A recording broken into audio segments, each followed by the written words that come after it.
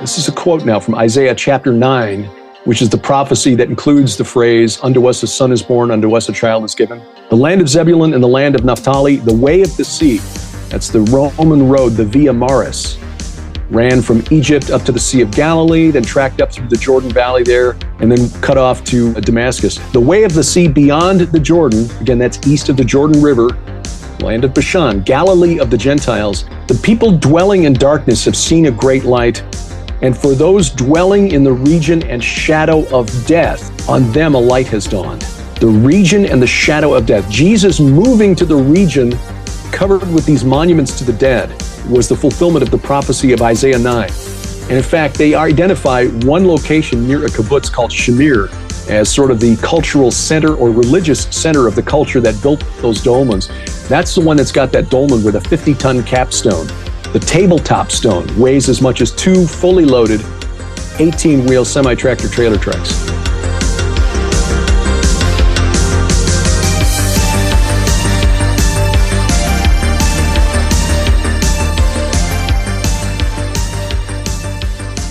Hey, welcome back to Blurry Creatures. We have Derek Gilbert on the show this week. Derek's actually in Israel right now, showing people the places he's talking about on this episode. We had a great time talking to Derek. I'm up late finishing the edit for this week's episode, and I hope you guys enjoyed this one. If you want to become a member of the show and enjoy extra perks, we actually just announced today that we're going to be doing a Blurbecue. That's right, we're going to do a barbecue Blurry Creatures style. If you want to get tickets to the Blurbecue, that's hard to say, you can become a member, and we're going to send out a message to everyone how to get tickets. We're going to do that in May, right before the summer. So you also get extra episodes. We're doing a movie night in a couple days for the gold members, and we're always doing fun stuff. So head over to blurrycreatures.com/members, become a member of the show. Let's get Derek on this one.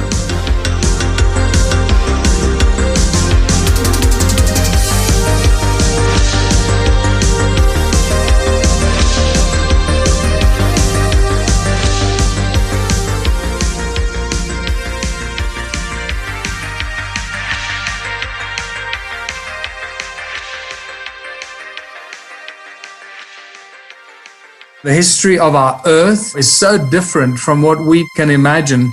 Enjoy the journey. The Smithsonian, that if they found out about a large skeleton somewhere, was to go get it.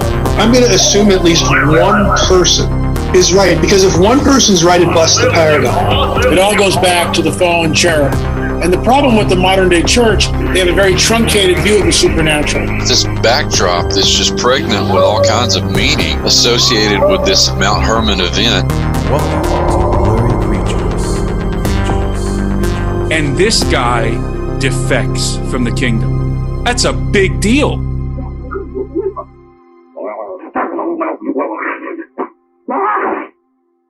Welcome back to the podcast. Welcome back to Blurry Creatures. Derek Gilbert. You're an author, podcaster, news anchor, and I'm sure you're the best dad of all time, too. Because Awesome. Yeah, awesome to have you back. Derek, hey, Derek, before we start, tell us a bit what we've been working on, because I feel like you do so many things. Well, the funny thing is Sharon and I talk about this, and sometimes we feel like real slugs, like we're not getting the kind of content out there, as much content as we want. But then I look, at how much we've actually put out since we've been here in the Ozarks. We're coming up on our 8th anniversary. It was just about 8 years ago, almost exactly, that we made the big move in the middle of a snowstorm.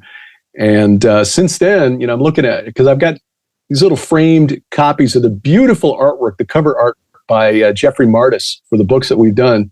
And there are 9 up there on the wall. So I guess I'm not that much of a slug. It's just there's so much that I want to get out and only so many hours in the day. We've been working on a book for a while, and I think it's best that we didn't put it out last year as we had scheduled, because we've learned some things that are going to go into the book. Sharon and I are working on another co-authored book called The Gates of Hell, which is a reference to Jesus declaring his divinity at the base of Mount Hermon, right in front of Caesarea Philippi. I mean, Judd Burton, that's the 2 words. When you ask Judd, why are the Nephilim important? Why do they matter? He says 2 words. Caesarea Philippi. He's right.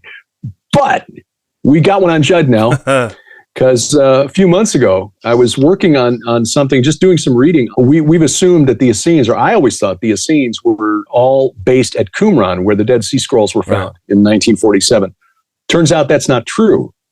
There were Essenes in Jerusalem, and there were Essenes in a community near the town of Magdala, kind of at the northwest corner of the Sea of Galilee. That's where Mary Magdalene was from. That's why she's called Mary Magdalene. Well, the Essenes who lived in the north wrote the second part of the Book of Enoch. Now, this may be something you already know. Mike Heiser knew about this. That's why it's in his companion to the Book of Enoch. It's like, oh, okay, I'm just slow to the party here. But chapters 37 through 72, that they call the Book of Parables, includes some references, messianic references to a character called the Son of Man that had not previously appeared in any Jewish writing, except for that passing reference in Daniel chapter 7, where Daniel has the vision of the one like a son of man. You know, the Ancient of Days at his right hand is one like a son of man. But there's nothing else mentioned in Daniel about that. Who is this guy? Why is he there? Who is he? But in the second part of the book of First Enoch, the book of parables, you find a lot of references in there to this character. He's the messianic character who comes back and punishes wicked kings and fallen angels and evil landowners and so on. And then Jesus takes that title and runs with it, like 82 times or something in the New Testament. It's like, oh, okay, so really, we really do need to take the Book of Enoch really, really seriously. But in the process of reading about this community of Essenes and this section of the book, which according to scholars was probably completed by about the time of the death of Herod the Great. So in other words, just before Jesus and John the Baptist were born. Wow. All right. I stumbled onto this paper by a German scholar that was trying to identify the location of Bethany across the Jordan. This is the place where Jesus was baptized. According to the Gospel of John, chapter 1, beginning at verse 26, John is confronted by guys sent by the Pharisees in Jerusalem who are questioning him. They're interrogating him. Who are you? Are you the prophet? Are you Elijah? Are you the Messiah? And John says, no, but among you stands one whom you do not know, even he who comes after me, the strap of whose sandal I am not worthy to untie. And then verse 28, these things took place in Bethany across the Jordan where John was baptizing. So, all right, for 2,000 years, Christians have been trying to find the location of Bethany across the Jordan. Across the Jordan means east of the Jordan River. The only Bethany we can identify for 2,000 years is the one on the Mount of Olives, which is obviously west of the Jordan River. It's across the valley from the Temple Mount. So where is it? The early church father Origen, toward the end of the 2nd century, went to Palestine and he tried to find it. So nobody knows where it is. So he said, I think the actual name is Beth Abara, and that's what the King James Version has. But that's not what's in the Greek. The Greek text reads Bethania across the Jordan, or Bethania across the Jordan. Now, UNESCO, and the United Nations says it, so it must be true, right? Bethany across the Jordan is a spot on the Jordan side of the river, of course, near Jericho. And that's designated now a World Heritage Site by UNESCO. So the Kingdom of Jordan, God bless them, they're spending like $300 million to turn it into a tourist location. Of course they are. And I can't begrudge them that. I mean, Jordan doesn't really have much else. They got a lot of sand. They got a lot of rocks. And so they make cement. That's their main national export, and tourism. So if they can draw Christian tourists to Jordan, God bless them. We've been there twice, felt safe, wonderful people, great food, and Petra is a bucket list item. Man. But this location near Jericho is not where Jesus was baptized. This is not Bethany across the Jordan. This German scholar who wrote this paper pointed out that in 1877, a fella who was actually a friend of Sir Charles Warren, who found that inscribed stone inside the temple on the summit of Mount Hermon. This fella, Lieutenant Claude Condor, who was sent by the Palestine Exploration Fund, wrote in a paper, I think I figured it out. I'm paraphrasing, of course, because that's not how British get. So he said that Bethania, the Greek, is probably just a slightly different transliteration of Botania. And Botania was the Greek form of the name Bashan. So Bethany across the Jordan should be Bashan across the Jordan. Oh, boy.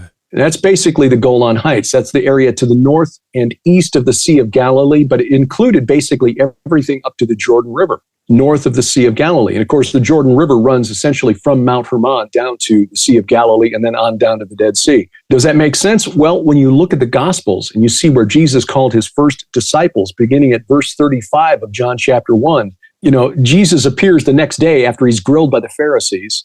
John says, "Oh, look, behold the Lamb of God who takes away the sins of the world." And the day after that, Jesus starts calling disciples.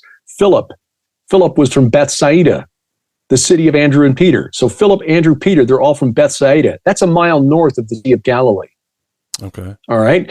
So if they're there while John is baptizing and Jesus appears, it's not likely. It's not. My point is this: Andrew, Peter, and James and John were partners in a fishing business on the Sea of Galilee, which is 90 miles away from the UNESCO site. Yeah, it doesn't make it. That's a brisk walk for him to get all the way. That's a brisk walk. So if you're partners in an active fishing business that's doing well, according to the Gospels, because they had servants who were working for them, according to the Gospel of Mark, you're not likely following John as a disciple 90 miles away down near Jericho.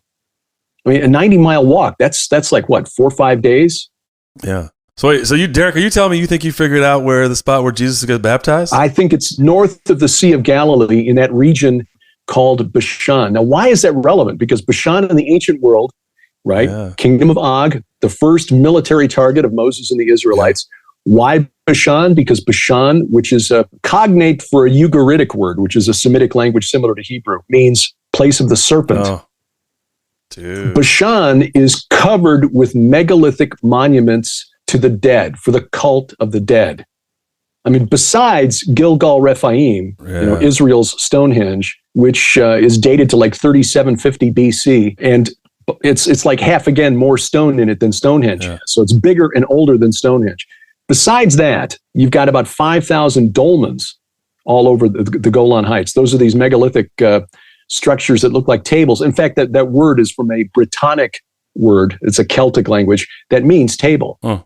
2 big slabs with a tabletop across Derek, the top. Is this the same area where Doug thinks they found that serpent mound? Is this the same? Yes. Dude, this is a convergence right here. This is pretty crazy. Yeah. It is. So we, looking at this and looking into the dolmens, as Sharon and I have been for several years now, because we wrote about these in our book Veneration, which is really about the cult of the Nephilim, the ancestor veneration, which is really worshiping the spirits of the giants destroyed in the flood of Noah. There's an Israeli archaeologist named Moshe Hartal who led the survey of the Golan Heights. Now, Israel's only been in control of it since 1967, which is why nobody knew that Gilgal Rephaim was even there until 1967. I mean, the Syrians probably knew, but they weren't telling anybody. But these dolmens, I mean, there are so many dolmens there that according to this guy, Hartal, they can't use the term dolmen field to describe clusters of dolmens anymore because they don't know where one ends and the next one begins. That's wild. For all intents and purposes, the entire Golan Heights is one giant dolmen field. This tracks with Canaanite texts from around the time of the Judges found at that ancient kingdom of Ugarit, where there's a story called the Epic of Akhat, A-Q-H-A-T, is a young man who's approached by the war goddess named Anat, who wants his magic bow that was made for him by one of the gods. And Akhat says, no, for one thing, it's mine. Secondly, you're a woman. What are you going to do with it? Okay. Akhat, failing to notice that Anat, the war goddess, has a girdle made of human skulls, according to the texts. So bad move. She has him assassinated. His father, whose name is Daniel, goes looking for him. And 3 times in this epic poem says, when I will search for my son, and when I find him, I will mourn for him, and I will bury him in a tomb for the underworld gods, which is a phrase used elsewhere in these texts for the Rephaim. Yeah. Okay. So 3 times, I will mourn for him, and I will bury him in a tomb for the underworld gods. The 4th time, he finds his son, and so I will mourn for him, and I will bury him in a tomb at Kinneret. Kinneret is the Sea of Galilee. So even in this kingdom, which is near the border of Syria and Turkey, back in the day, they knew that all the way down at the Sea of Galilee was a region where you buried the honored dead to put them amongst the Rephaim. Wow. Again, the kingdom of Bashan. So that's where Jesus went where John was baptizing.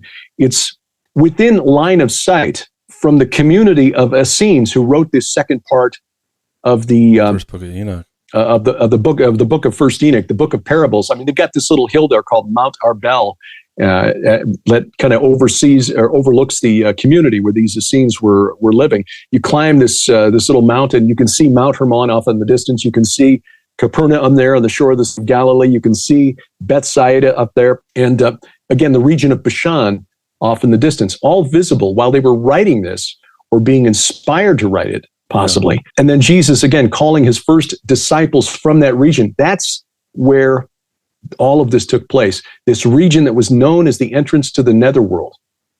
Okay. A region covered with monuments to the dead. Now, here's the thing. That Gilgal Rephaim, this circular monument, looks like concentric rings, almost like a maze, where you have to work your way into the center. And in the center is this tumulus, which is a big pile of rocks over a tomb. We've been inside the central core, and there's a dolmen inside there.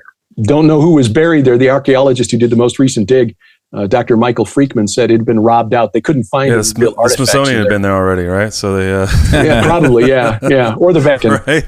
Maybe the Vatican. Swooped it up. You're right. But there's another monument that Dr. Freakman wrote about that's just like Gilgal Rephaim. It's about a third the size, but it's got that same structure, concentric rings around a central tumulus covering a dolmen. It's located on a little hill overlooking the Jordan River, a mile north of the Sea of Galilee.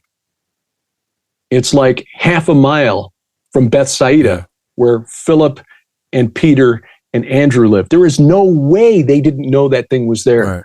Spell it out for the dummies here. So this, I mean, nothing that Jesus John does. was baptizing. Nothing Jesus does is unintentional. We know that. It's just like at Caesarea Philippi, gates of hell will not prevail. Right. It was a warning shot across the bow. It was Jesus, proclaiming his victory. In fact, stepping on that place where the watchers touched down. Right. He went there and he was baptized there, and then he led by the Spirit into the wilderness. This is in Matthew chapter 4, and this is where it really goes. It comes into focus. Led into the wilderness, tempted 40 days, 40 nights. The devil takes him to Jerusalem, sets him up on the pinnacle, says, if you're the Son of God, throw yourself down. Then he takes him to a very high mountain and shows him all the kingdoms of the world. The only very high mountain in Israel is Mount Hermon. It is 3 times higher than any other peak. Mount Carmel, Mount Tabor, Temple Mount, forget it. Mount Hermon is 3 times higher than the next tallest mountain in Israel. It's there that Satan showed him the kingdoms of the world and said, look, if you bow the knee to me, I'll give all of this to you. And of course, Jesus said, no, you shall worship the Lord your God, and him only you shall serve. And then in verse 12 of Matthew chapter 4, when Jesus had heard that John had been arrested, John the Baptist, he withdrew into Galilee, and leaving Nazareth, he went and lived in Capernaum by the sea. Capernaum is on the shore of the Sea of Galilee. It's about a mile from Bethsaida, in the territory of Zebulun and Naphtali, so that what was spoken by the prophet Isaiah might be fulfilled.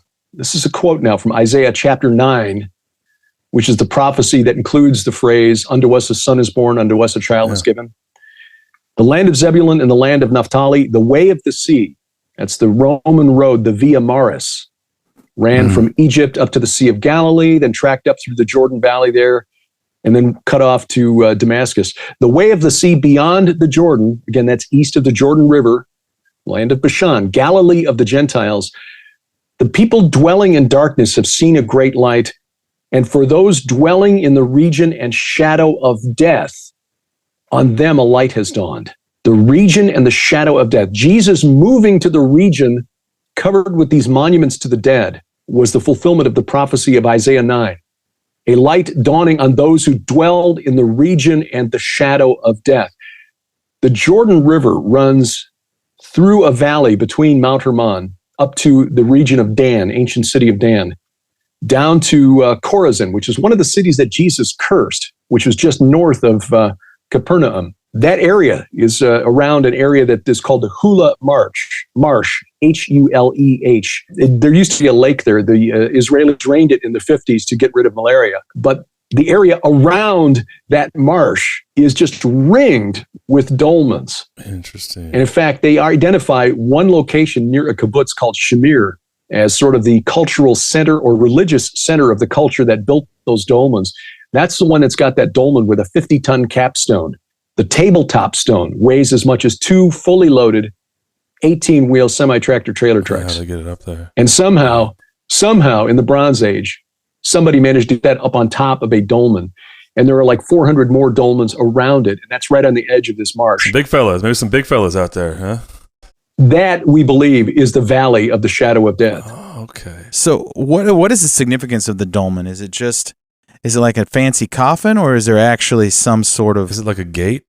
That's the question. Scholars don't know. Even the guys who did this recent survey of all of the dolmens around the edge of this Hula Valley, or the Jordan Valley that runs through the Hula Marsh, they admit they don't know. Scholars have been looking at these things since the beginning of the 19th century. So for 200 years, scholars have been looking at dolmens in the Golan Heights and in the Jordan Valley, and they don't know. They honestly don't know. It's hard to figure out because they've been there for, some of them for as long as 5,000 years.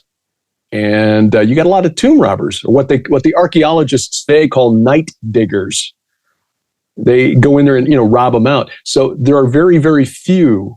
In fact, I'm only aware of 1 or 2 that have actually, 2 that have not been robbed out, that have been excavated within the last few years. So they don't know. Were these actual burial sites?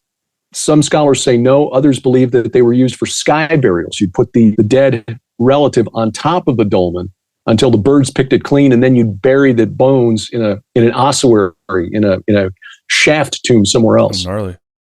Well, because we see, we talked to a lot of people about these burial mounds in North America, right? And they dug into them and they find these giants in them. And you just wonder if they had some sort of understanding or maybe religious belief that if they buried their dead in a certain way, that do they think that maybe they would get a better place in the underworld or transfer over? Is there some sort of... I think it has to do with the cult of the ancestors, which was such a key part of the religion of the people in the ancient world, the ancient Near East. They believed, and this we know from Amorite texts, that you had to have a ritual meal for your ancestors once a month.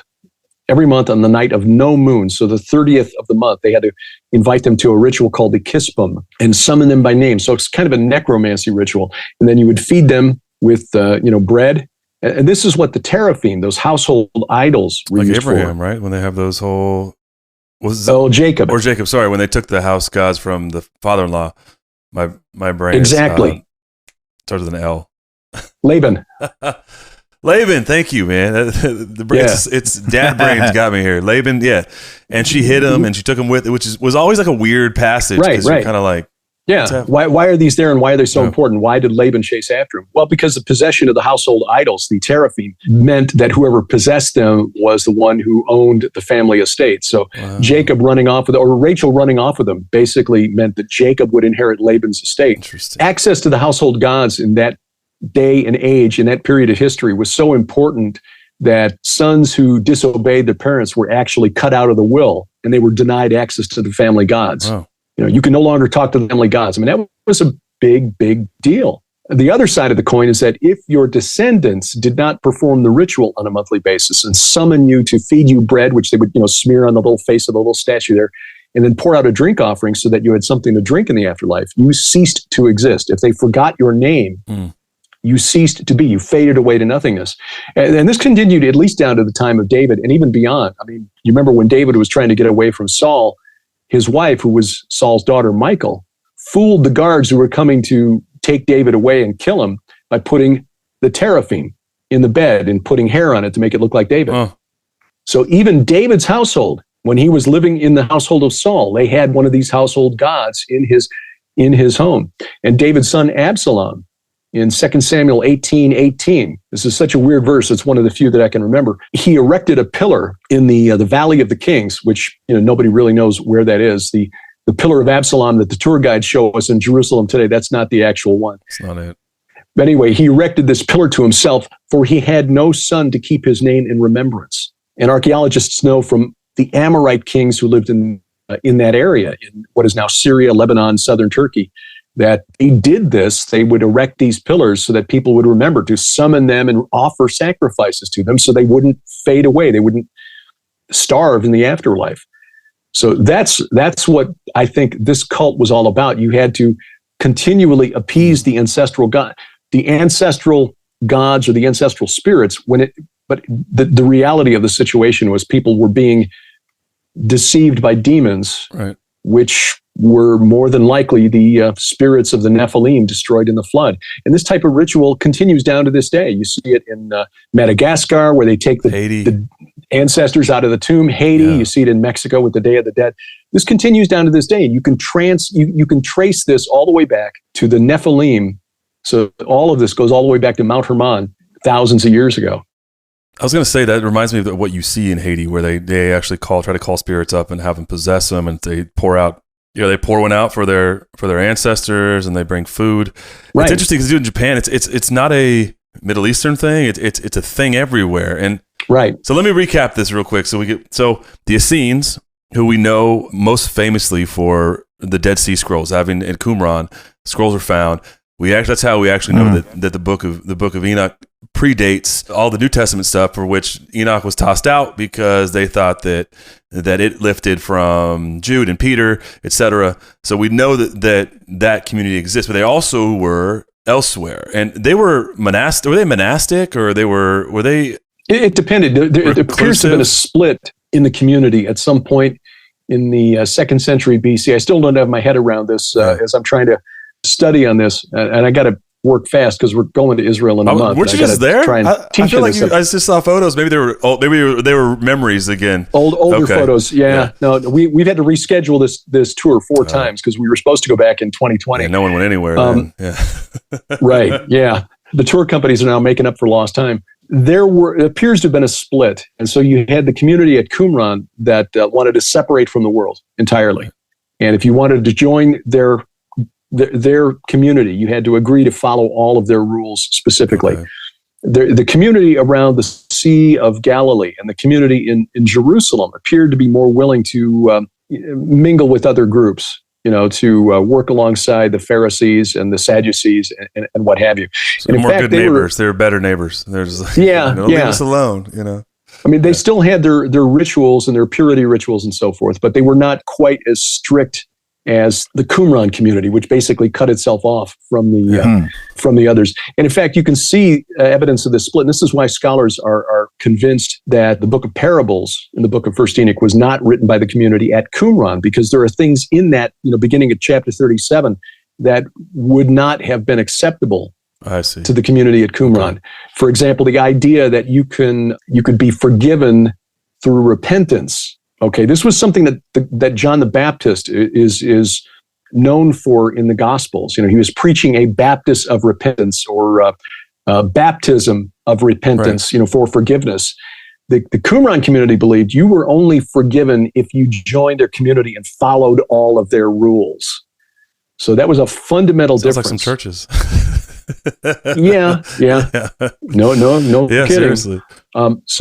So anyway, that's why scholars believe that book of parables, beginning at chapter 37, there's a kind of a division there between the Qumran community writing the first part and the second part coming from the community at the Sea of Galilee. So this community wrote, we believe, the parables, which is, if you're familiar with the book of Enoch, as Derek's talking about, is the second part of the book. But this term "Son of Man" now predates Jesus, and Jesus called himself that 80 some odd times. But when you're going through this linguistically, so I'm just going to recap this so my brain can wrap around it. They had a view of Mount Hermon, and they had a view of Bashan and the Jordan River, and UNESCO and all those dummies that at the UN, either in cahoots to make some money for Jordan, or they have it all wrong, and it's actually on the other side of the river. And this is the place that Jesus was baptized to fulfill the prophecy in Isaiah. And this land is the land of Bashan. We know King Og of Bashan, but also famously a place of veneration for the dead, worship of the Rephaim, and of the spirits of the dead Nephilim. So you have this whole golden age being worshipped pre-flood. So Jesus is now the light that shines in the darkness on the side of Bashan, which is close enough for him to walk to call his disciples. Right. And then down that river, and that place is covered in dolmens, which we know are part of the cult of the dead. But down the river there used to be a marsh, and now it's a place. But there's tons of dolmens there, and you believe that is the biblical place for the valley of the shadow of death, And right. And that's because of the dolmens, and also because it geographically fits.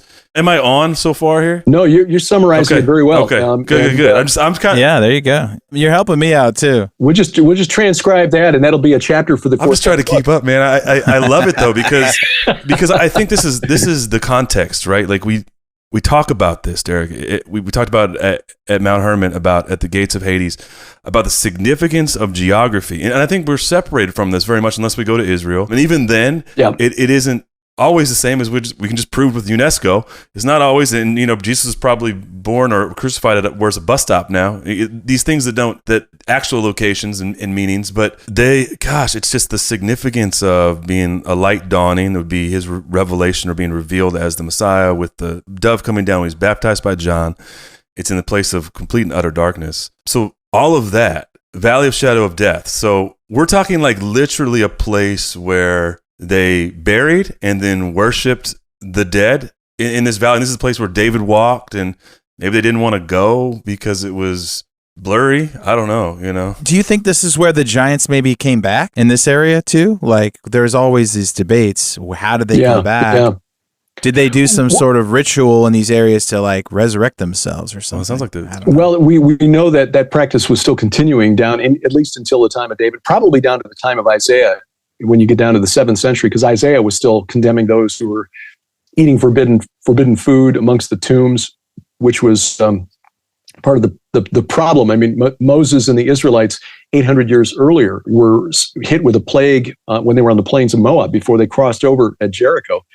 24,000 Israelites died before Phinehas stopped it by getting stabby with a spear. And it's the actual language, stop right? To some kind of a language. He was very stabby with the spear. Yeah, it was you smite or stabby. Smite. So it's a plural. It's exact translation. Past participle. But it was a young Israelite prince and a Midianite princess who were performing some sort of fertility rite, probably at the entrance of the tent of meeting, in the sight of all Israel, according to the account in Numbers. But in Psalm 106, verse 28, it's specified that the reason God got angry was that they were eating sacrifices offered to the dead. They yoked themselves to the Baal of Peor, and ate sacrifices offered to the dead. Now, we showed in our book, Veneration, that the word Peor is based on a Hebrew root that means opening or cleft or gap.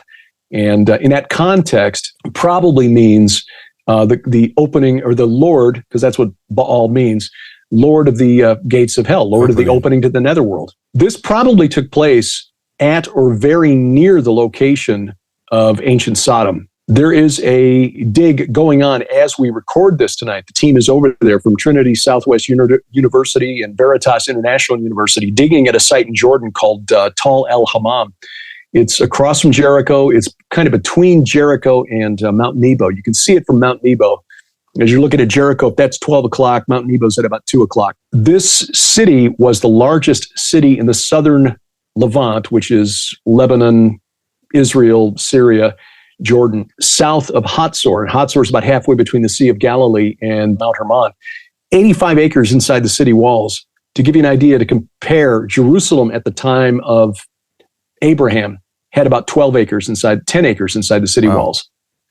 So, we think Jerusalem, Jericho, that must be really big because that was the first. No, Jericho had 12 acres inside the city walls. Wow. This city, 85 acres. And then when you include the areas outside down on the plain, which is very fertile because there's a perennial stream that runs down from the site of the city. So it was always had water, even though it's like desert everywhere else around there. About 200 acres. So it was huge. 7 times the size of Jericho. Right. Yeah. The thing that's interesting is that at the time, and this was mentioned by the guy who found this Dr. Stephen Collins in his book, Finding Sodom, just mentions it in passing. It's like, there are like 1,500 dolmens at the base of the city, at the base of the Tell, the hill on which the city was found. Like, wait, what? Because there are like 25,000 in all between Mount Hermon and the Dead Sea. And there were like 1,500 at the base of this city. And there are scholars going back to the 1940s who believe that Shittim, which is where Moses and the Israelites camped, was not down on the plains of Moab, but it was up on this hill. In other words, they were on the lower level of the location of Sodom that had been destroyed like 400 years earlier, right on top of the site of the temple, which may well have been the temple of Baal Peor. And they fell into the worship of this god. And I asked the director of scientific analysis for this site on my podcast about 3 years ago, how are these dolmens at Sodom oriented? Because, archaeoastronomy is a growing field. They can find if these were oriented toward the winter solstice or or the summer, whatever. He said, no, they were all aimed at what we think was the temple on Sodom. Interesting. Oh, okay. Now, here's the thing. One of those two dolmens that I mentioned earlier that had not been robbed out was found by the team working right now at Tal El Hammam. They found one that was kind of hidden on the side of a hill. It hadn't been touched. Hadn't been touched in almost 4,000 years. And they found, based on the pottery, the dating of the pottery inside of it, that it appears to have been used continuously since Sodom was founded around 4000 BC. So for more than 2 millennia, it was in constant use. They theorized, because they didn't find more than like a bone here and a bone there. They think the dolmens were used to house offerings to the dead, okay? The dead ancestors, the dead relative would be put out on top of the dolmen, flesh picked clean. The bones were put in a shaft burial. And then once a year, and again, this is theorized because they didn't found any texts yet to confirm this, but they believe that they would have a ritual where they would go to the shaft tomb, pull out a bone of an ancestor, they would bring it to the dolmen, and they would put it inside the dolmen. And as time went on and the front of the dolmen got filled up, they would just push everything to the back. They would offer pottery. They found some jewelry in some of these, and a few bones here and there. So what does this mean? Again, offerings to the dead, apparently. And it appears that Sodom was part of, or maybe the center of that cult in the southern part of the Levant, whereas in the north, it appears to have been centered around that massive dolmen at Shamir, which is at the northeast corner of that valley, the Hula Valley, overlooking the Jordan River. So literally the Valley of Death, Shadow of Death was full of dolmens, so ritual structures to which they made offerings to the dead. Mm-hmm. We had thought a couple of years ago, that Sharon and I thought that there was that area down there by Jericho, between Jericho and Sodom, that was the Valley of the Shadow of Death. Still, a reasonable hypothesis. I mean, in Ezekiel chapter 39, verse 11, he says, God tells him that the end of the war of Gog and Magog will be in the Valley of the Travelers, east of the sea. That's a reference to the Dead Sea, east of the sea. Okay, that's the Jordan side of the river. Travelers in Hebrew is Avarim. Yeah. When Moses was getting old and God said, okay, you're going to get one look at the promised land, climb this mountain, Mount Nebo, he refers to it, God calls it this mountain of Avarim, this mountain of the travelers. This is a word that has an entry in the dictionary of deities and demons in the Bible, because travelers doesn't refer to people on holiday in Jordan. Right. It's a reference used by the Canaanites for the spirits of the Rephaim, because these spirits crossed over or traveled from the realm of the dead to the land of the living. So there's something about that area down there near Mount Nebo, near Sodom, that was connected to these spirits. In fact, one of the last stops on the stations of the Exodus, actually there are two that make reference to spirits of the dead. One is called Ovoth, which literally means spirits of the dead. The other is Ai Ha'avarim, which means ruins of the travelers, or heaps of the travelers. And I think that may refer to the dolmens at the base of the ruined city of Sodom up on the hill. And people who are just tuning in and don't know, I mean, this probably sounds like a big lesson right off the bat. Can you talk about how the ancients viewed like Sheol and where they believe they went? Because obviously they're not just doing this for nothing. They're not just doing this because it's ceremonial. They actually believe they're either sending people off or bringing people back, and there's this communication going on. And I think modern day people, when we hear this, we just think, oh yeah, the ancients were out of their minds. Like they were just doing these weird rituals. And why were they going through all this effort? Why were they, spending all this time and energy? If there wasn't some sort of transaction going on, can you speak to what they believed they were doing when they were in this valley of death? We need to remember that the dominant culture of the ancient Near East, and that's a term that basically refers to the lands of the Bible: Israel, Jordan, Syria, Lebanon, Iraq. The ancient Near East basically encompasses that, plus the nearby areas of Egypt, Saudi Arabia, Turkey, Iran. The Amorites, kind of set the religious and cultural tone for society from about the time of 2000 BC, which was roughly the time of Abraham, maybe a little before, down to the time of the Exodus. The Amorites did not see a separation between the realm of the living and the realm of the dead. The dead ancestors were always with you. Okay. It's kind of an Eastern concept to us now. I mean, that's, you get Asian cultures where that's also very true to this day. African cultures where that's still very true. But here in the West, we've lost that. But that was the worldview of the people who lived in and around the ancient Israelites. You had to appease the ancestors and provide for them, to provide sustenance for them in the afterlife. Otherwise, they faded away. They ceased to exist. I think this is why Abraham and Sarah were so concerned that they didn't have a living descendant, a son, an heir. There's a scholar by the name of Dr. Nicholas Wyatt who points out when Abraham tells God, I'm going to have to make Abraham, or rather Eleazar of Damascus, my heir. Dr. Wyatt believes that the phrase Damascus is actually a scribal correction later because the scribe didn't understand what Abraham was saying. The word Ha Damashek means son of the cup, essentially, or Ben Meshek, rather, means son of the cup. Ha Damashek means of Damascus. So Ben Meshek, son of the cup, the one who pours out the libation or the drink offering every month to sustain the dead in the afterlife. Abraham's saying, look, I don't have an heir. I'm going to have to name this guy Eleazar, my servant, as the son of the cup to keep Sarah. Because Abraham didn't have the worldview that was revealed to the prophets later or to the apostles, the disciples by Jesus. They didn't have the understanding of Sheol and Hades that developed through time. There was a real change in the way Jews saw the afterlife really during the Second Temple period. We see some of that develop, like the book of First Enoch. It was believed in ancient Mesopotamia that your existence in the afterlife continued, but it was very dull, dreary, and gray. And if your descendants didn't provide for you through this monthly ritual, then you were condemned to try to subsist on clay and dirty water. Wasn't there something too about having your name said too, where like if people stopped naming you, then you would cease to, I don't know. Right. As in the Pillar of Absalom, because he had no son to keep his name in remembrance. And we see this today, and I'm going to be very careful about this because I got a virtual conference yanked off the internet for making this point. But there is a social justice organization that's very famously been going around the country the last couple of years and saying their names and then pouring out a drink offering in honor of those who have fallen in confrontations with the police. And the founder, the co-founder, and the head of the Los Angeles chapter of this organization openly said in an interview, which you can still find on the internet, that they understood that they were literally summoning spirits of the dead. And that this was a spiritual working. It's like, this goes all the way back to the Amorites of Abraham's day and before. So this is more than 4,000 years old. And this may be, we don't know, and this could also be a very dumb question, but we have the golden age, and then God pronounces judgment. Noah and his family are saved. And the Nephilim and the Watchers are in prison. Nephilim are wiped off the face of the earth. And then Noah restarts it. And then at some point, they somehow return to this idea of worshiping the spirits or the dead Nephilim, the heroes of old, and perhaps even the Watchers. We've talked about Göbekli Tepe and Karahan Tepe and their potentially Watcher connections. So you have...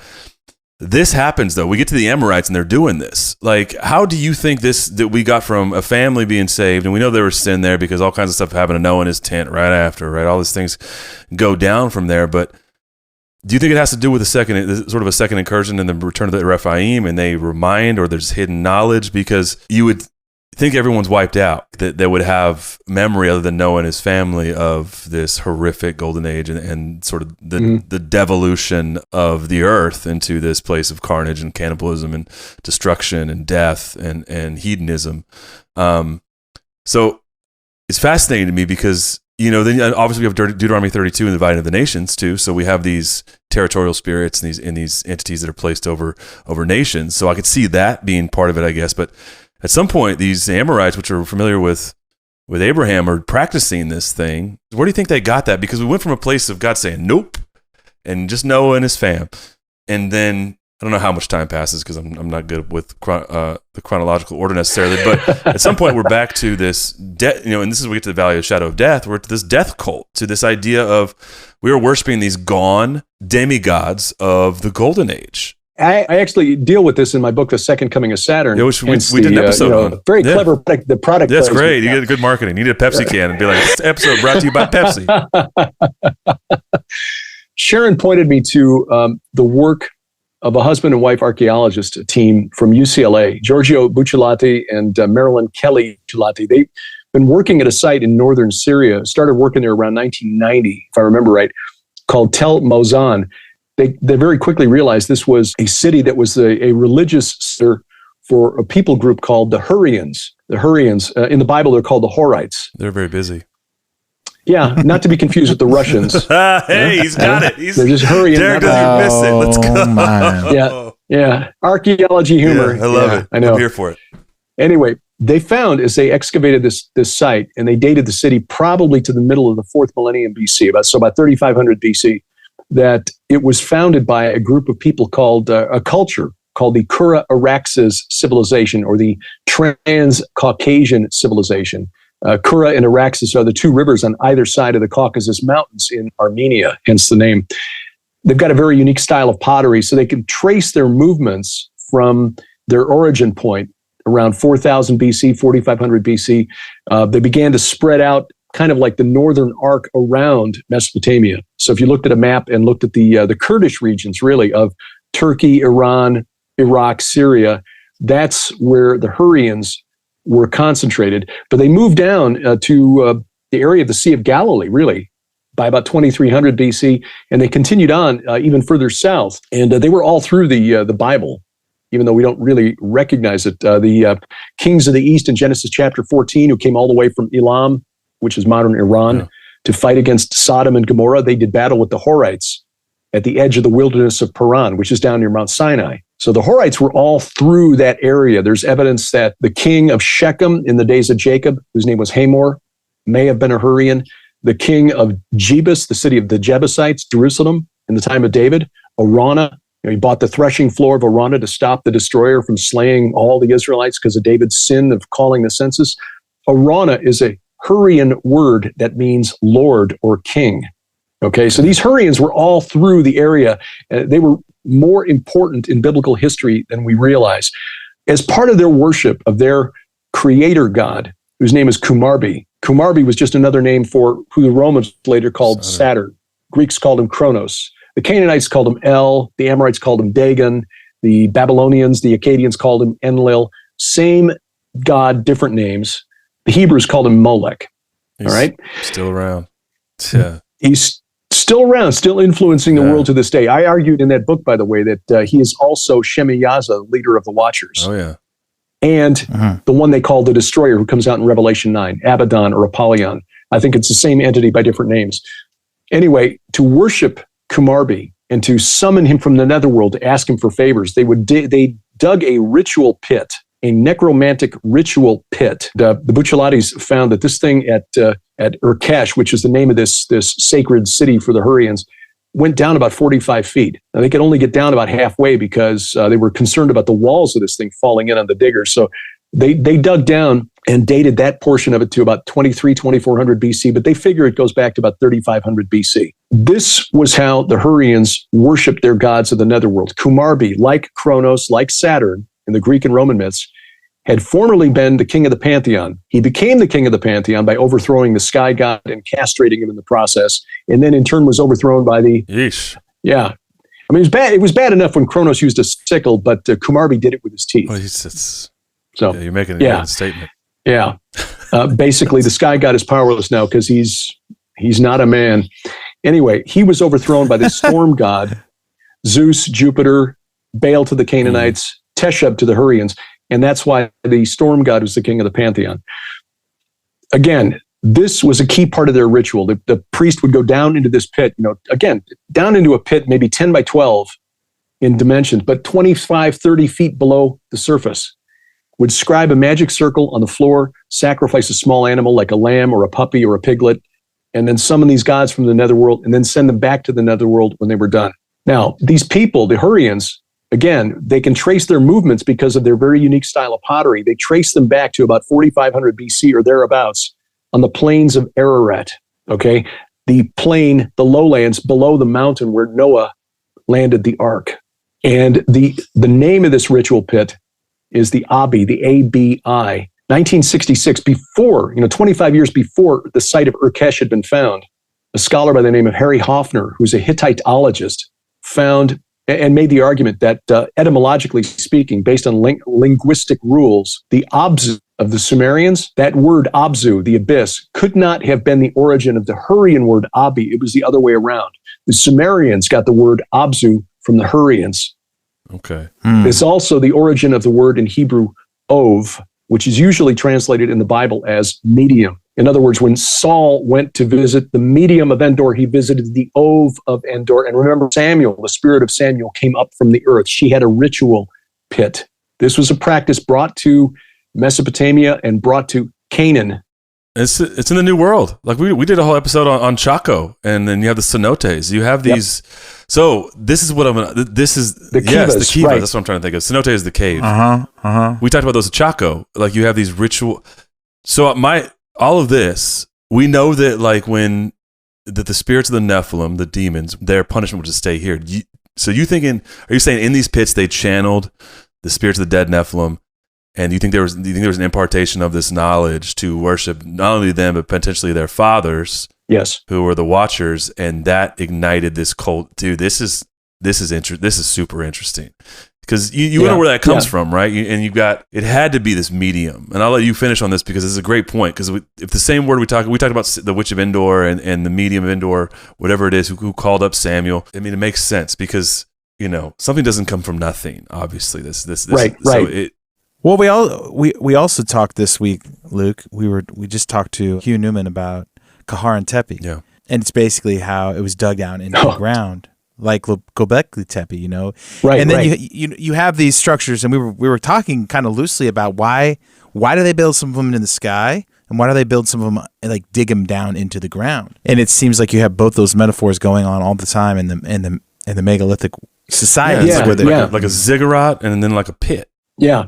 And in fact, that's the way it was set up at Urkesh, and also at Eridu, where you got the Abzu, the Temple of Enki, which I believe was the Tower of Babel, which would have been the largest ziggurat in Mesopotamia if it had been finished. But archaeologists digging there back in 1949 discovered that the final level, which would have been the biggest ziggurat, bigger than the temple of the moon god, the ziggurat of Ur, was suddenly abandoned and covered over with sand, mysteriously, unless you read Genesis 9. But the same thing at Urkesh, where they had an elevated platform about 90 feet above the plain, and they had the temple on top of that, and then next to it was the ritual pit that went down about 45 feet.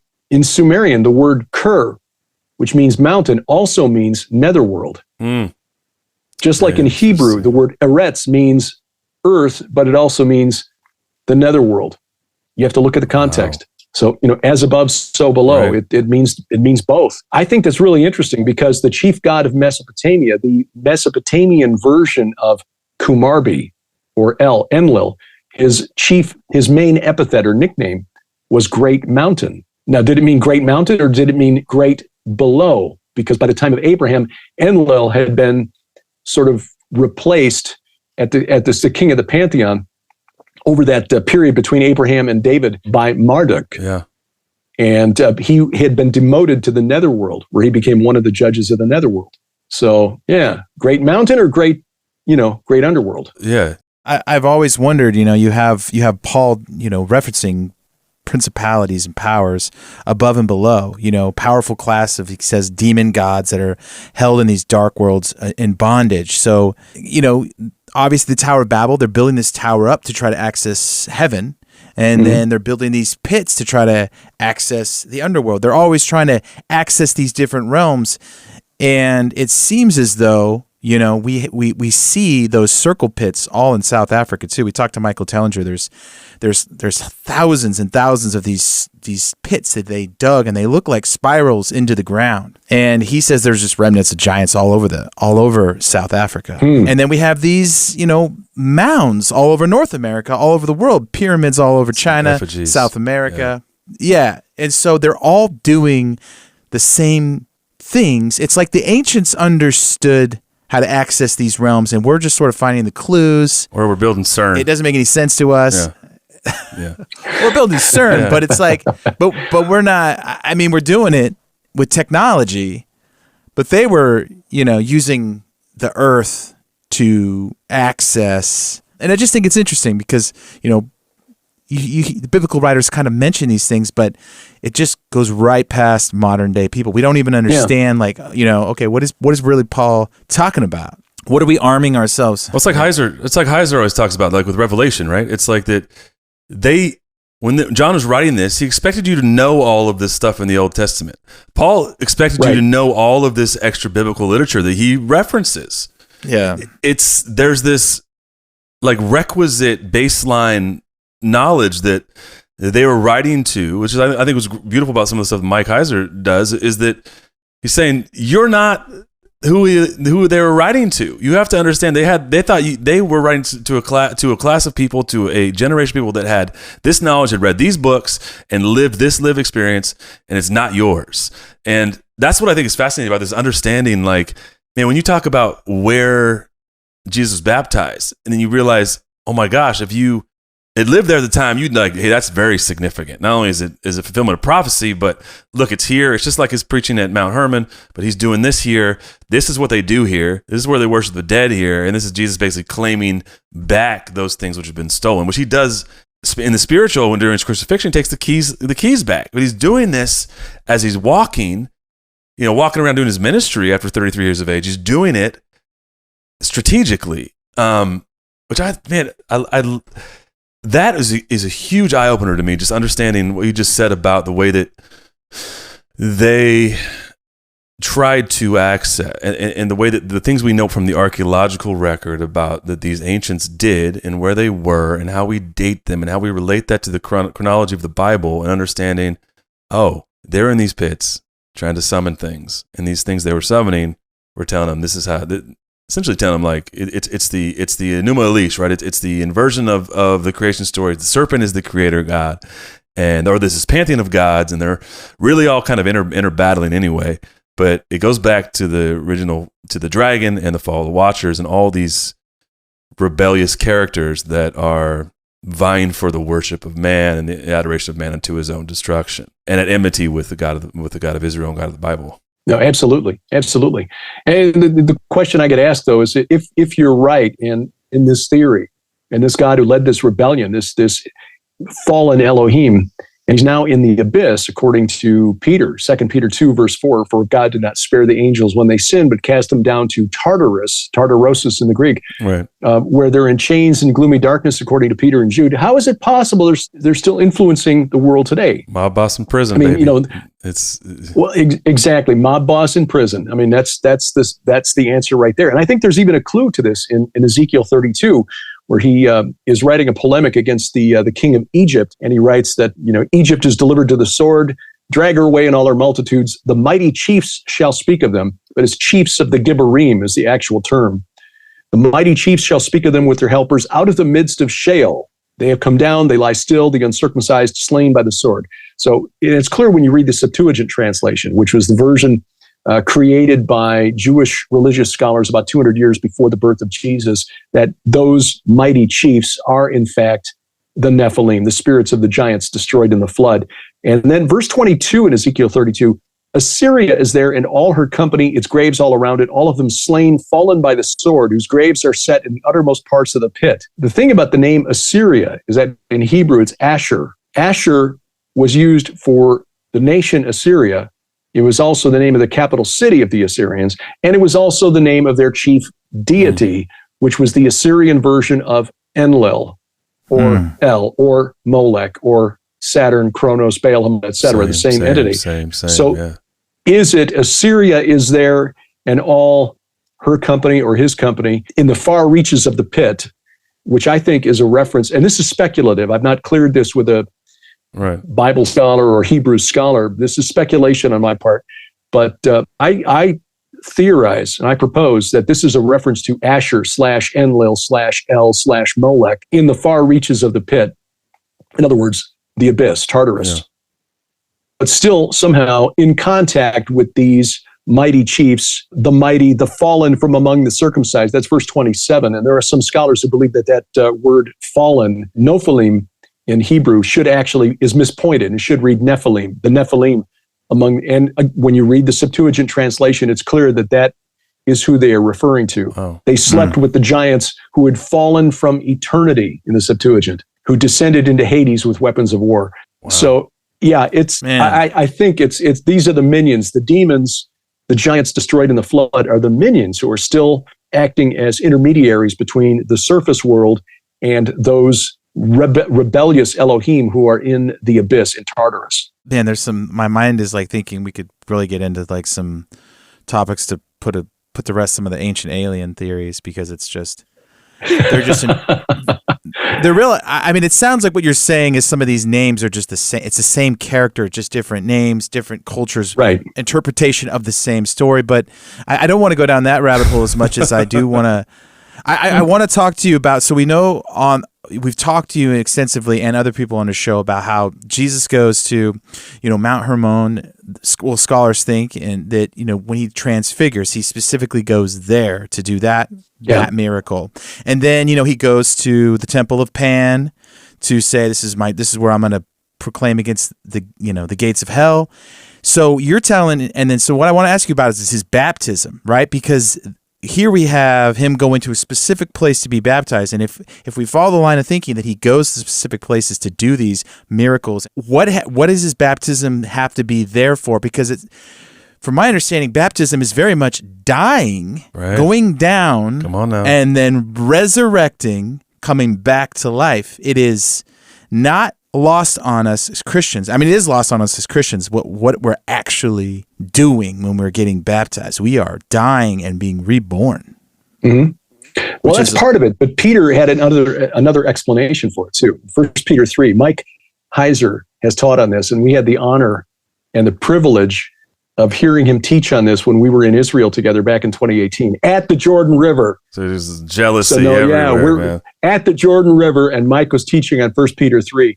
And he's told this story where a church that he was attending years ago, where the pastor was going, verse by verse through the Bible, and he gets to 1 Peter 3, and Mike's like, okay, this is going to be good. And the pastor said, well, okay, this next part is weird, so we're just going to skip it. And Mike's like, 1 Peter 3, beginning in verse 18, for Christ also suffered once for sins, the righteous for the unrighteous, that he might bring us to God, being put to death in the flesh, but made alive in the spirit, in which he went and proclaimed to the spirits in prison, because they formerly did not obey, when God's patience waited in the days of Noah while the ark was being prepared, in which a few, that is 8 persons, were brought safely through water.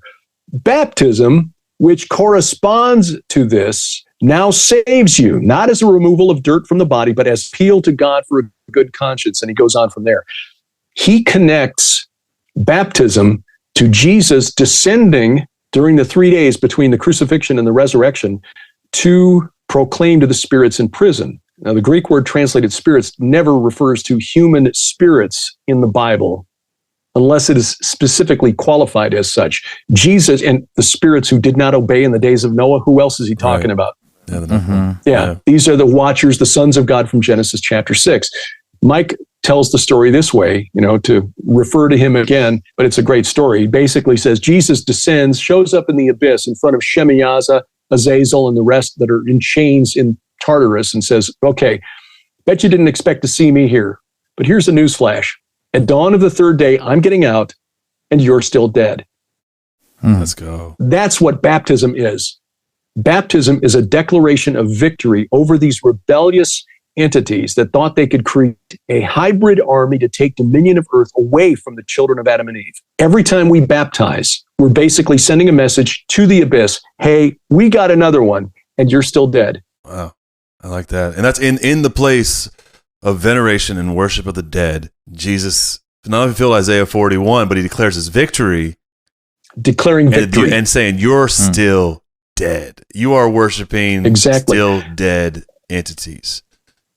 Isaiah 26, I think, is a prophecy, one of a few that are in Scripture, but I think this one is the most obvious. We don't see it in English because most English Bibles translate the word Rephaim, the spirits of these giants, into words like the shades or the dead. Isaiah 26, beginning at verse 13. O Yahweh our God, O Lord our God, other lords besides you have ruled over us, but your name alone we bring to remembrance.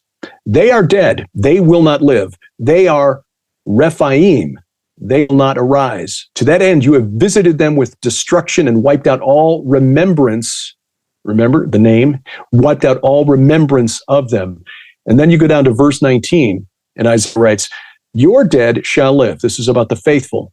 Your dead shall live, their bodies shall rise. This is a prophecy of resurrection. This is Isaiah, 700 years before Paul writes 1 Corinthians 15. You who dwell in the dust, awake and sing for joy, for your dew is a dew of light, and the earth will give. Now, this verse is difficult. The earth will give birth to the Rephaim. Okay, now this is based on the Masoretic Hebrew text, which wasn't completed until about 900 AD, so almost 1,000 years after the Septuagint.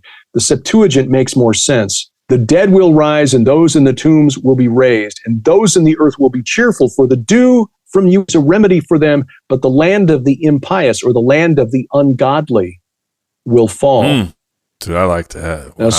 A scholar by the name of Brooke W.A. Pearson wrote a paper on that verse alone and said, this being written in the middle of the period of history, after Alexander the Great conquered Judea, when the Jewish religious scholars were very, very aware of what their Greek neighbors believed, which is why you've got translations in the Bible like the Valley of Rephaim becoming the Valley of the Titans. Yeah. Or Valley of the Giants. This is a reference to Tartarus, the land of the ungodly, the land of those who created the Nephilim, the Rephaim, who will not be raised up. I think Ezekiel is also referring to this in Ezekiel 39, verse 11, when God says, the army of Gog of Magog will fall in the valley of the travelers east of the sea, and it will block the travelers. Interesting. What does that mean? It will block the spirits of the Rephaim. I think what it means is, as Isaiah writes, when the dead are raised up, like Paul writes in 1 Corinthians 15, we will be raised up in incorruptible bodies, but they're still dead. It's phenomenal. Does this have anything to do with in like Matthew 27 when the dead rise after walk around? Yeah, Jesus' and resurrection. Walk around. Do you think that has any connection? I think that was sort of a foretaste of what it is, because those people probably died again. I mean, they were not raised into incorruptible bodies, but the energy released when Christ was resurrected affected the faithful who were in the tombs. The fact that Matthew mentions it, it's like there were witnesses out there who saw this happen. Walking Dead, people just cruising out of their tombs. Yeah, sure, yeah.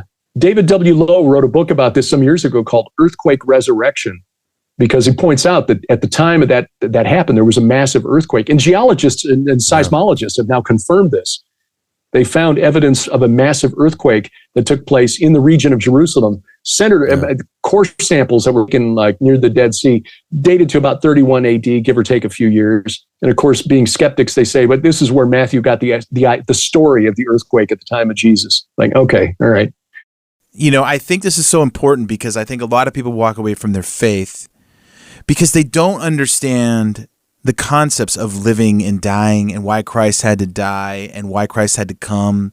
And I think that's just lost on modern day humans, especially when we're trying to understand the Gospels, because you have to go back, to transport your mind back to the way that the ancients understood life and death, the way ancients stood the underworld, the way all these concepts that preachers just preach the end of this movie, and it's just so confusing because I think people can still get saved and find Christ, but I don't think they really understand what they're doing a lot of times, especially when we're young and we come up, we go into these Christian camps and we get excited and we have this experience, but we don't really know what the concepts of life and death and all the salvation, and it's just great to have these conversations because I think it gives more context and meaning to how the ancients understood it and the cult of the dead and what they were trying to do, and like Luke was saying, it's sort of the inversion. Yeah, no, I agree. I think it's really exciting when you see and you begin to understand the lengths to which Jesus went to buy back our freedom from these entities. The wages of sin are death. I mean, that's what we deserve. There is none righteous, no, not one. This is a very long game, and these spirits have been playing it for a long time. I think that the creation of the giants, the hybrid creatures who were on the earth before the flood of Noah, were there to destroy humanity, to take dominion of the earth away from humanity. The spirits of those demons condemned to wander the earth until the judgment. I think their purpose is to try to pull us away from the one thing that will save us from a bad end, which is accepting Jesus Christ and his sacrifice. But we don't really understand the stakes. I mean, there's so many churches today, some very popular New York Times best-selling Christian pastors who turn Jesus into sort of a cosmic life coach. Yeah. You know? Yeah. Right. Yeah. You live your best life now. No. The best life is the life that comes after the resurrection.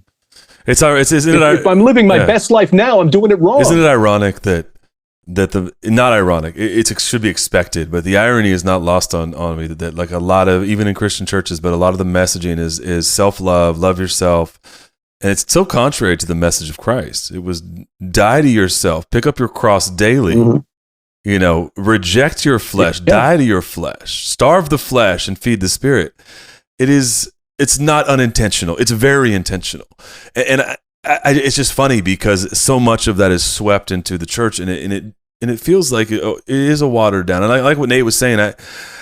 I like to understand the context. You can believe on Jesus and you will be saved. You're the thief on the cross, and you will be with him in paradise. Right. But no one knows the height or the depth. There's so much to discover and understand about the God we serve. And I think the more that we unpack this stuff and have these conversations and just understand the things that you're pointing out, from geographical locations to adjacent cultures and to the environment and atmosphere that was going on when these were written, it's such an enriching of understanding, especially when you understand the supernatural realm. And those two things were not separated as they are now for us in a lot of ways, right? In our culture, the way they operated, it's such a rich tapestry to understand how much Jesus was doing when he was here. And then also just the understanding of the Old Testament. We brought up Heiser a few times, but when we had him on episode 34, I believe, Nate, he basically told us he could spend the rest of his life in Genesis. And I thought it was a really fascinating thing to think about, because Genesis is a mystery in a lot of ways. It's the beginning and all this stuff, but if you don't understand the context to which it's written, and who it was written, and the language and stuff, it can be something that you want to skip, and a lot of people do. It's just like that verse in 1 Peter. It's like, we'll skip this because it's weird, all this circumcision and other weird stuff in Genesis. We're going to skip all this, but it matters, and you don't need to make Jesus any more than he is. But I think that the impression of the magnitude of the things that which he did, when we sit with you, Derek, and we sit with people that have spent the 10,000 hours, and we unpack some of these things, it just, the magnitude of the prophecies fulfilled, and the intentionality and the things that he did in the physical that also were so intentional in the supernatural, the spiritual realm, I just think it makes it a God something you can't wrap your hands around. I think that's what people want sometimes, is comfort, and you can wrap my arms around this, and you can't. I think just like modern day, we worship science, right? We know all the scientific laws, and I think the ancients knew the spiritual laws. And they were just as real as modern day Newton, Galilei, all these guys that try to prove these laws of how nature works, right? And I think the ancients understood the spiritual laws, and they knew how to manipulate them, and they knew they were just as real as our modern day, how we use math and technology to build things. I think the ancients understood the spiritual realm and the world, even those who were in complete rebellion against God, way more than we do. There were laws. There was an understanding. There were books. They knew what they were doing. And so many modern Christians try to interpret the Bible with none of this knowledge, and it's just confusing to them. They don't understand. So they just omit things because, like you're saying, they just don't read that verse in Peter. It's just too weird, so we're not going to read it. You can't read the Bible like a modern human. And I think that's what we try to do on our show. It's like, hey, the weird stuff's here, the creatures are still here. Let's get in the time machine and go back and figure this out. So that's kind of what I was going to say, is that I think they understood this. We don't know what they are, but there's these laws that they seem to operate and understand very well. We kind of discover them, and we're like, oh, that's probably why they were digging down in the ground and building that thing in the air. And I don't know. It's just, we just think, oh, that's a nice fancy pyramid. I'm like, nah, it's something else. It's something we don't even know what it is, so. They were so primitive and simple, they thought they could literally build a tower tall enough to reach the sky. No, I'm sorry, the engineers in ancient Sumer knew that mud brick was not going to reach high enough to get into the sky and reach heaven. Yeah. So, Derek, I got, we started out talking about the Valley of Shadow of Death and kind of wanted to, and we did a big circle, and I love it. I think maybe my last question is, the one of the more famous verses is Psalm 23. And though I walk through the valley of the shadow of death, I fear no evil. And understanding now, like the amount of where we believe it to be, and the amount of dolmens, and it being right in the epicenter, or at least or touching the epicenter of this cult of the dead. What do you think they were so afraid of? What was happening there? You think that would, if you walk through there, I'll not be afraid, and I will fear no evil. I mean, listen, like everyone's going to interpret it as metaphorical, but I don't think we live in that space. It's just not a metaphor. This is, you don't need a rod and a staff to protect you from a metaphor. This is something real. So my thought is, what do you think is happening there that elicits this kind of response from the psalmist, from David? That's really an interesting question. Sharon has really done some good teachings on this, and she's pointed out, and I should have noticed this, that Psalm 23 follows Psalm 22. Okay, that seems kind of obvious, right. But we need to remember that when these were compiled, there were no chapter divisions. They're seamless. Okay, yeah. There were no chapter divisions. And Psalm 22 is a messianic prophecy. It's the one that begins with the line quoted by Jesus on the cross, my God, why have you forsaken me?" We see in verse 12 of Psalm 22, many bulls encompass me, strong bulls of Bashan surround me. They open wide their mouths at me like a ravening and roaring lion. Again, with the anti-supernatural bias of modern Bible teachers. Oh, well, it's because Bashan was a land famous for its cattle. Actually, that's not true. There's a scholar by the name of Dr. Robert Miller II who wrote a paper a few years ago and pointed out that based on the soil in Bashan, you can't grow enough grass to feed cattle, to pasture cattle. Yeah, there were no bulls of Bashan. The paper that it was titled "The Bales of Bashan." He said that these bulls were not bovine; they were divine.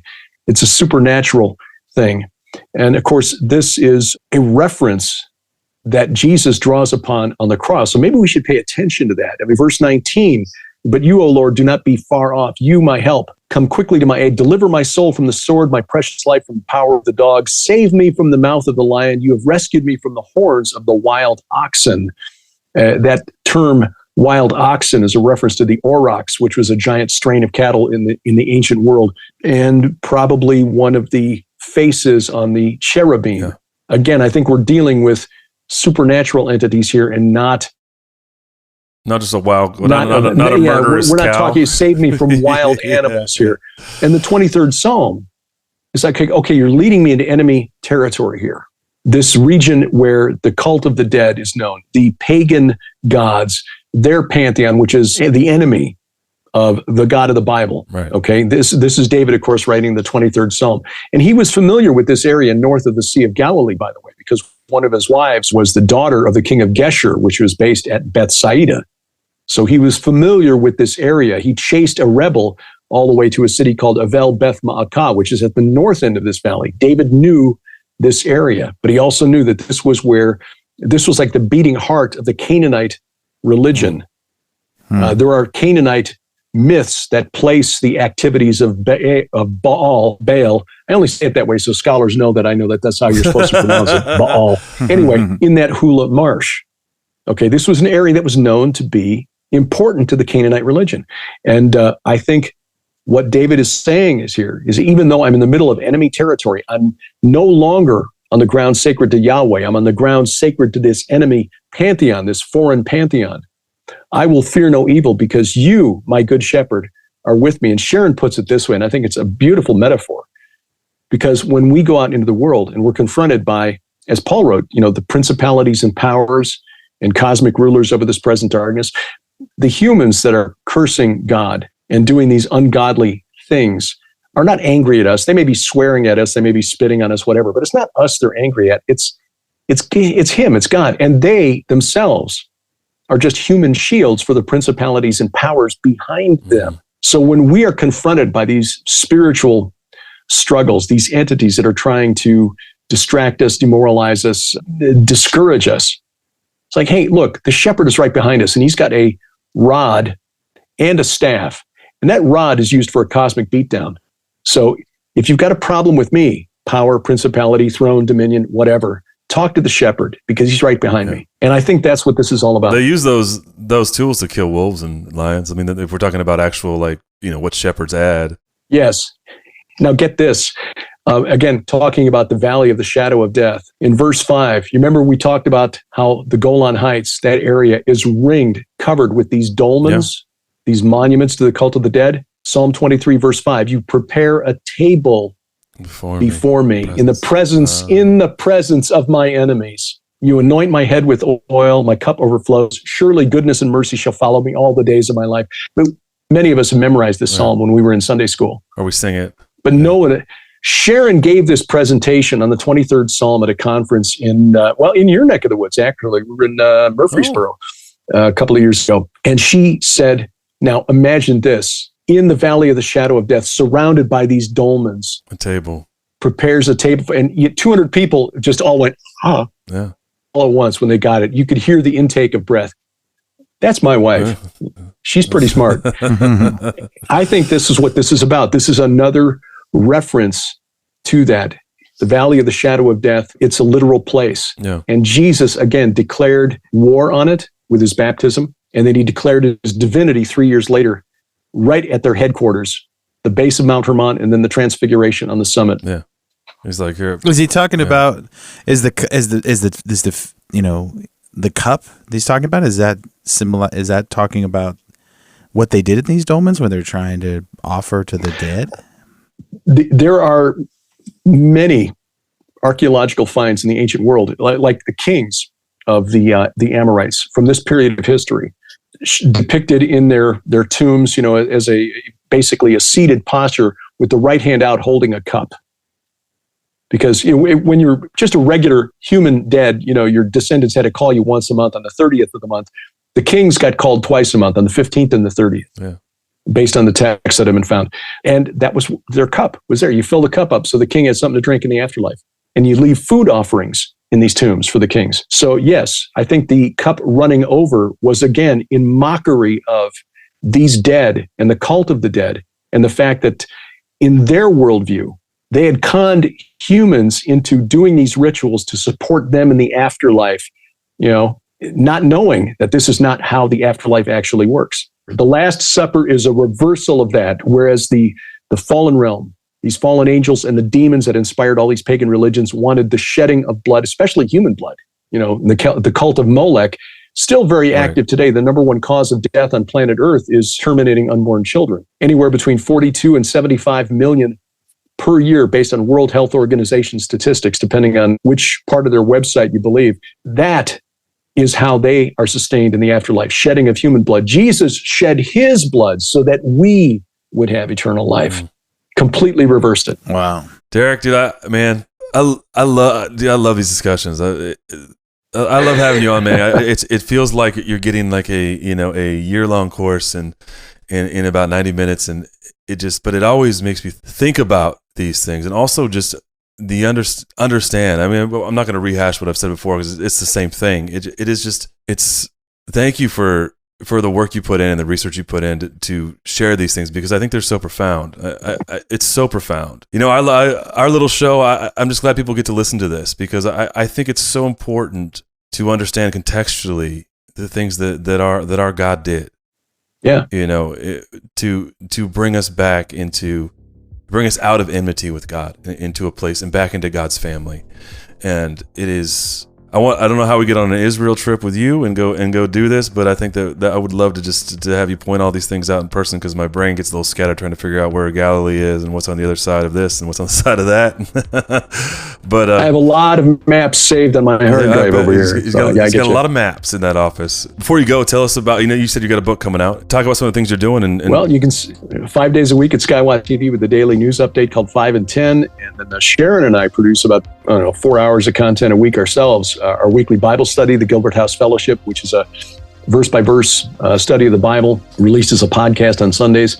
My podcast, A View from the Bunker, goes up Sunday nights. We've got Unraveling Revelation, which is our weekly 30-minute program for end times prophecy. And what's the other thing? Oh, PID Radio. We brought that back, the podcast that started the whole thing back in 2005. So early on in the game that Apple was actually begging people to submit. They wanted content, right? And they're like, no more. They're like, stop it. Exactly. Now it's like, stop. Okay, we're overwhelmed. But we're still there. We got in early, so they grandfathered us and grandmothered us. You go find those cassette tapes and pull them out and run.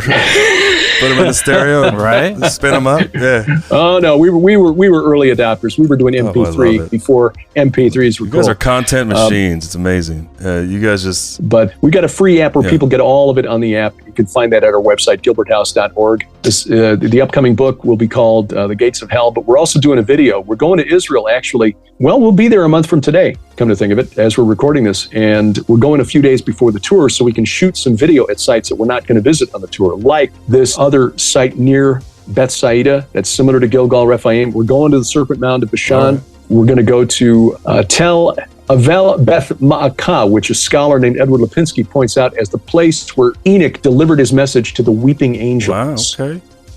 He's like, this is a well-regarded scholar, and he said, okay, it's got to be here at this location, and that's right on the edge.